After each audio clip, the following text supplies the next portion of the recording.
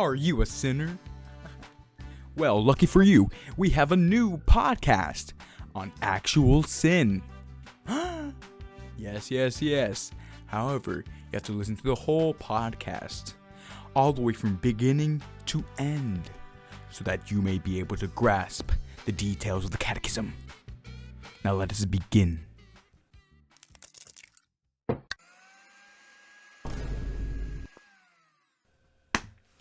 Welcome back, everybody. It's Saul with another podcast. I know it's been 4 long months, however, I am back. And we're going to be talking about actual sin. What is actual sin? Actual sin is any willful thought, desire, word, or action or omission forbidden by the law of God. What is omission? An omission is something that you didn't do that you needed to do. For example, if you miss Mass on Sunday, that's a mortal sin. It wasn't an action, but you didn't do something that you were obligated to do as a Catholic.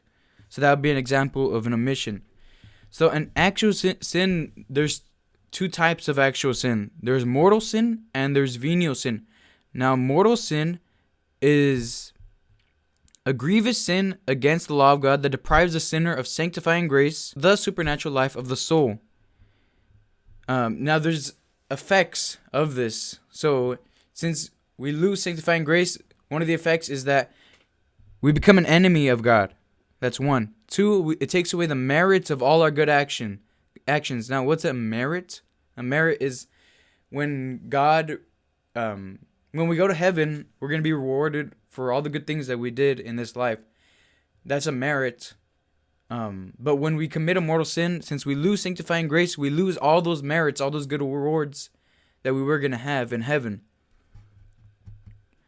And the third thing is that it deprives us of the right to everlasting happiness in heaven, and it makes us deserving of everlasting punishment and of hell.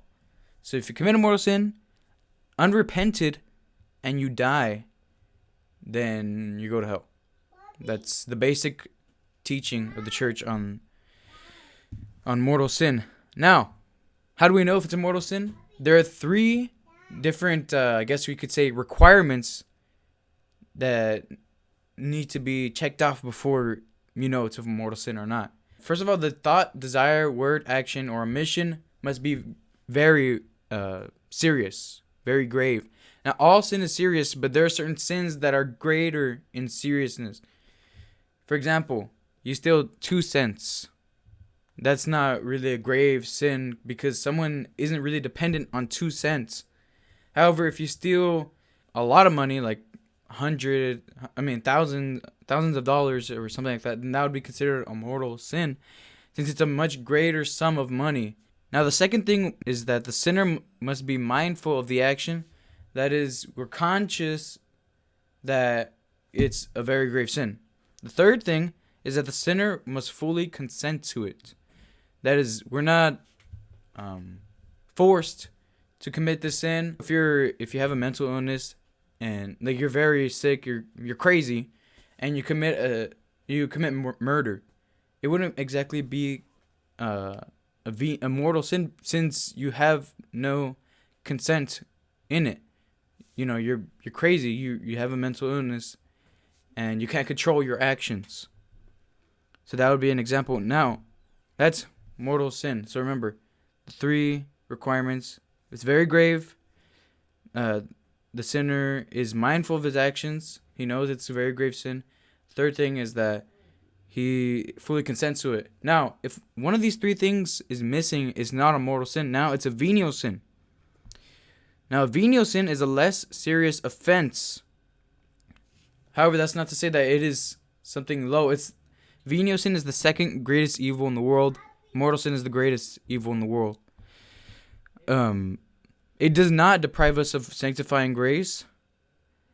And it could be pardoned without the sacrament of confession. So with mortal sin, I forgot to mention that with mortal sin, you need to go to confession for you to know that it's pardoned. But with the venial sin, you could say an act of contrition or a prayer to God asking for forgiveness, and that could pardon your sin. Now, so to know that, okay, now a sin can be venial in two ways. One, that it's not very grievous. It's not a very grievous sin. It's not grave, very grave. The second is that the evil done could actually be very serious, but the sinner sincerely believes that it is only slightly serious or slightly wrong, or does not give full consent to it. So like I said, if one of those three requirements of a mortal sin is missing, then it's no longer a mortal sin. Now it's a venial sin. Okay, now there are certain things that could make a venial sin into a mortal sin. If a person, being uncertain of the gravity of sin, nevertheless commits the sin, he is guilty of mortal sin because he shows himself willing to offend God seriously. One should not act in doubt, but should form his conscience. So if we commit a sin that is actually a venial sin, but we think it's a mortal sin, it actually becomes a mortal sin because it becomes serious that we're willing to commit a serious sin. You see what I mean? Because I remember I said if one of the three things is missing, then it's no longer a venial sin. No longer a mortal sin. It's a venial sin. Well, when you commit something that would be considered a venial sin under normal circumstances, if you commit that venial sin thinking it's a mortal sin, it becomes grave. It becomes serious since you're willing to offend God, and it becomes a mortal sin. Another example would be when, for example, you tell a white lie, right? Just telling a white lie, like someone asks you, like, "Oh, did you wash the dishes or something?" And you say yes, but you didn't actually do it. That would be considered just, a small lie. It's not very serious. Nothing huge is going to happen just because you didn't wash it, just because you lied. But let's say the same question for some reason was asked in court when you're under oath. Since the circumstances are different, it actually makes it very serious if you lie. And it makes it a mortal sin instead of just a normal white lie, a normal venial sin. Since you're under oath, when you're under oath, you're obligated to say the truth and nothing but the truth, right? Now, another thing I'd like to point out, because a lot of people have this question, is would any amount of venial sins make a mortal sin? The answer is no. No amount of venial sins can make a mortal sin. However, if it's something like concerning money, where you're stealing, let's say, $10 from if you're stealing like $10 a week or something. Well, at first, $10 is like not too much. No one's gonna die just because you, nothing big is gonna happen just because you stole $10. But it's still a venial sin, still still serious. However, it's not that serious. But once the money accumulates, you're stealing from the same place, $10, $10, $10, $10. Well, that money becomes into a large sum of money. It accumulates and it actually does become a mortal sin, since the amount of money you stole becomes into, thousands of dollars. That's the only way that that different times that you sin can make a mortal sin. But that's only because the sum of money grows, not because of any amount of venial sins you committed. Okay, now another question that people have is like, let's say you didn't know something was a sin, but you committed it anyways. Like, would it be considered a sin? Now, there's two different categories you could put ignorance in. So now it would be where you're innocent, where you did not know that it was a sin, and there was no way you could have known, and you did, and you're very certain that it wasn't a sin. So that's why you committed the sin. So that's when you would be innocent. There would be no sin committed. However, there's the ignorance where you're actually guilty of, it's your fault for being ignorant. Now, the first one would be where you just didn't want to know if it was a sin or not. So you didn't try to study. You didn't try to research. You didn't try to form your conscience more. And then that is actually a sin.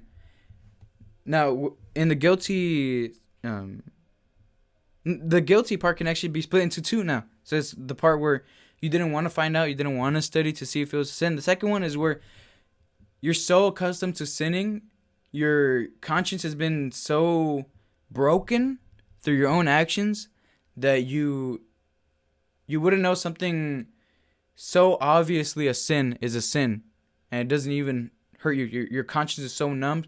Now that's actually even more grave. It's even a greater sin than the one where you didn't want to study to see if it was or want to ask questions to find out if this thing was a sin because you wanted to do it. It's even greater because through your own actions you numbed your conscience where you couldn't even distinguish good from evil. You see what I mean? So yeah, ignorance can be put into those two, innocent and guilty. Now that we know what venial sin is, mortal sin is, the effects of mortal sin, the effects of venial sin. Actually, I should mention that also the reason why venial sin is very grave is because it can lead you to mortal sins, right? The more times you commit, the more times you commit venial sins, your will is weakened. Little by little, it's weakened more and more and more. There's actually an example of where one time I was, it was the day of Thanksgiving, I think, and no one had arrived yet. None of our family members had arrived yet, but the pumpkin pies were finished cooking. So I would, when no one was looking, I was trying to see if I could get a little piece of pumpkin pie. So I would just like grab little pieces of the pumpkin pie when no one was looking. And at first I was trying to be more secretive, until later on it was just so easy. I just kept on doing it until I actually ate the whole pie. Now, in the beginning, I did not think about even eating the whole pie. But since I'm not saying this is a sin, a grave sin or anything like that. I was, very little. But it's just an example of where those little times I came to get the pumpkin pie could be like, for example, just imagine it was little venial sins. Me picking at the pumpkin pie. I kept on doing it until I ate the whole pie. So I kept on weakening my will. The first time I tried to go for it, it was like I wasn't sure if I should because I knew that I wasn't supposed to be eating this, and I was, being more cautious, and I was like, battling with my conscience a little bit. But as I kept on doing it, it was easier and easier and easier. And then at the end, I ate the whole thing. So that would be like the mortal sin of eating the whole pumpkin pie. I wasn't thinking about eating it at the beginning, but I just kept on weakening my will that it got me to that point. That's the same thing with venial sin. When you commit venial sins all the time, it weakens your will to the point where you're weakened enough to just commit a mortal sin. Now, there are different ways we can keep ourselves from committing sin. One of the ways is by praying. The second thing we could do is by receiving the sacraments. And it's important to pray to keep a relationship with God, because when we keep a relationship with God, our love for God grows, and God gives us graces to help us combat sin. But also when we grow in our relationship with God, we also begin to love God more and more. And when we love someone, we don't want to hurt them, right? We don't want to offend them. So we do our best to keep them happy. So it's the same thing with God. When we keep that relationship with Him daily, we grow in that love with Him, and God gives us the graces to not commit sin. Now, by receiving the sacraments, we gather that strength from it, because there's the sacramental grace. Well, I'll go into depth about this, on a separate podcast.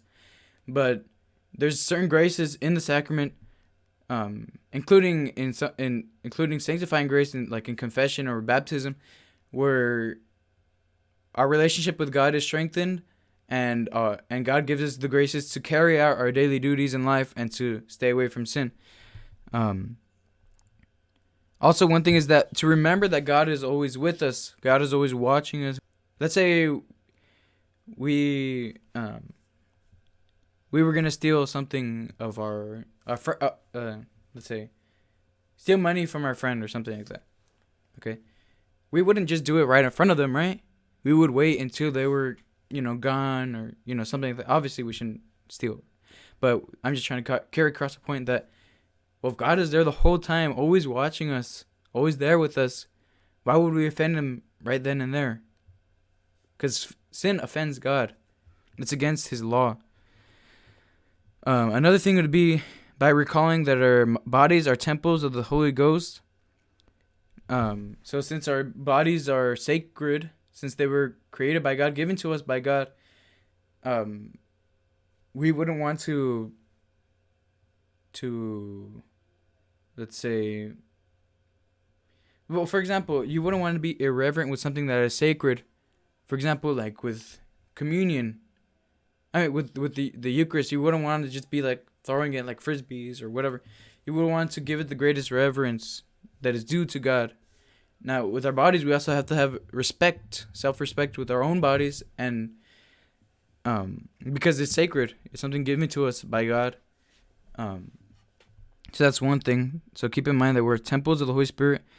Another thing is to occupy ourselves with work, occupy ourselves with hobbies, occupy ourselves with spending time with our family, occupy ourselves by working out.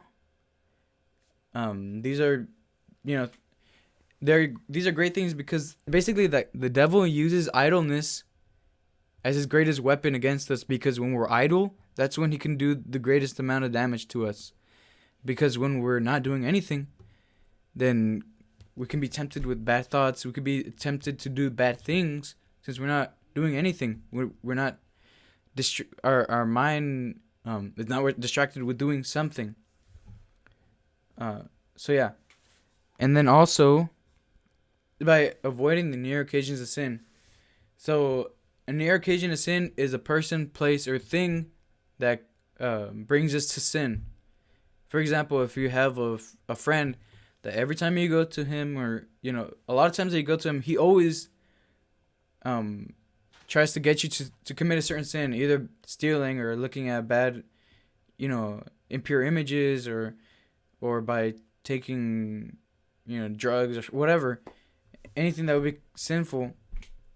Then you have to stay away from that person, because that this person is helping you to commit sin, making you go down a path that is not good. What are the chief sources of actual sin? Now, there's actually pride, covetousness, lust, anger, gluttony, envy, and sloth. These are commonly called the capital sins. So pride is the inordinate seeking of one's own excellence. It is opposed to the virtue of humility. Covetousness is the inordinate seeking of temporal goods. Covetousness is twofold. First, the inordinate seeking of temporal goods by acquiring or possessing them unjustly. This form of covetousness is opposed to the virtue of justice, and is often a mortal sin. Second, the inordinate seeking of temporal goods by loving or desiring them too much. This form of covetousness is opposed to liberality, and is ordinarily a venial sin.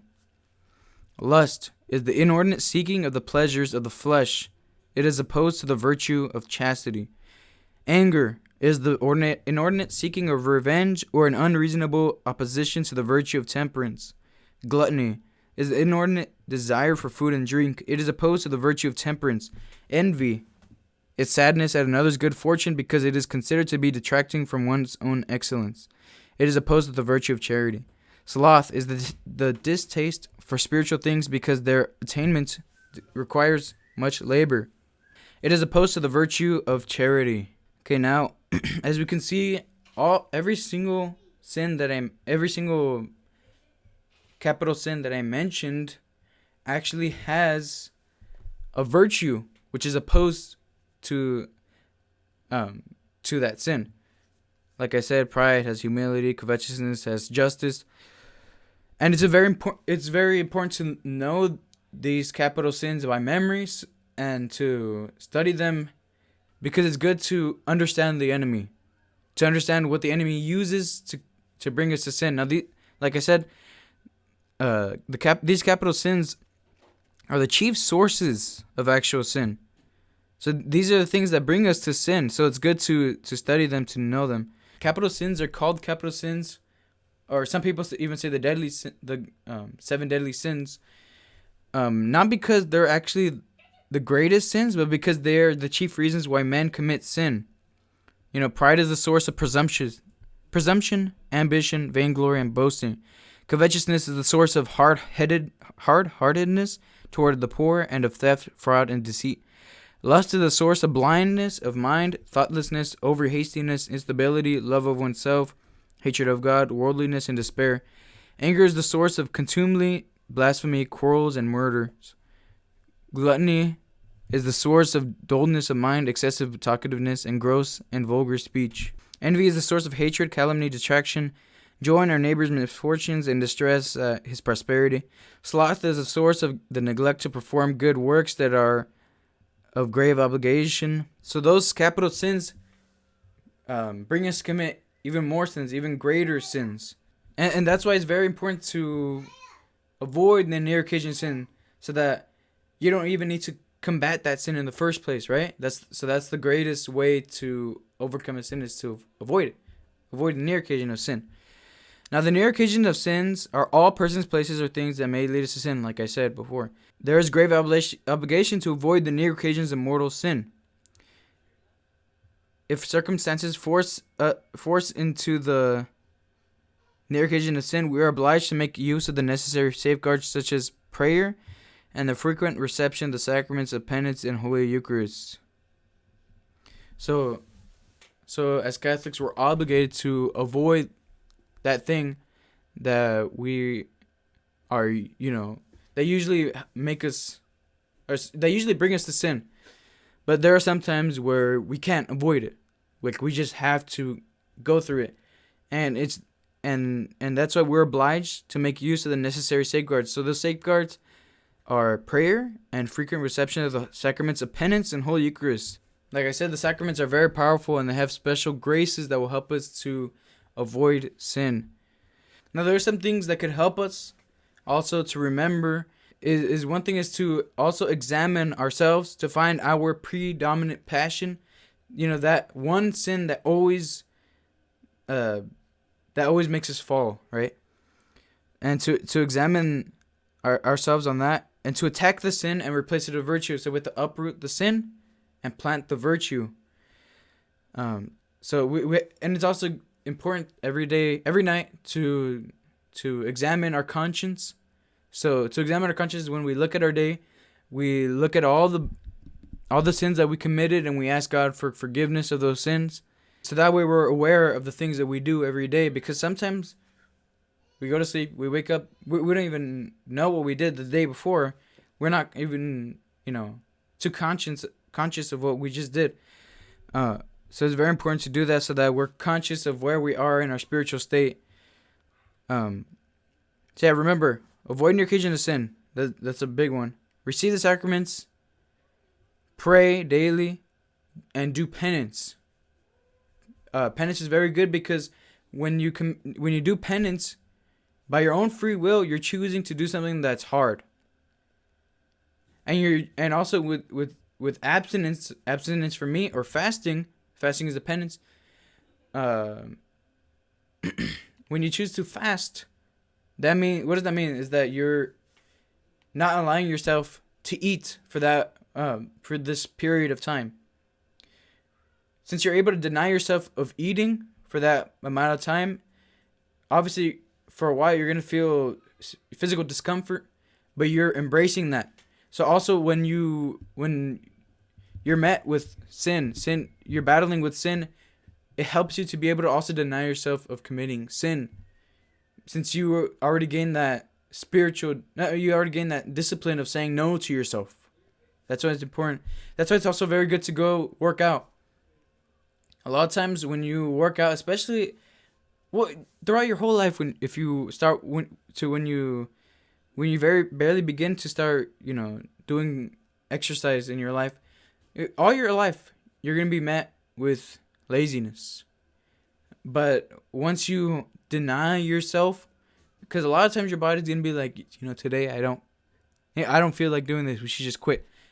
Well, if you say no to yourself and you do it, that's why I'm a big advocate of going to work out, especially for men, because men are attacked, especially with the sin of impurity, and working out and growing that self confidence and growing that discipline helps a lot.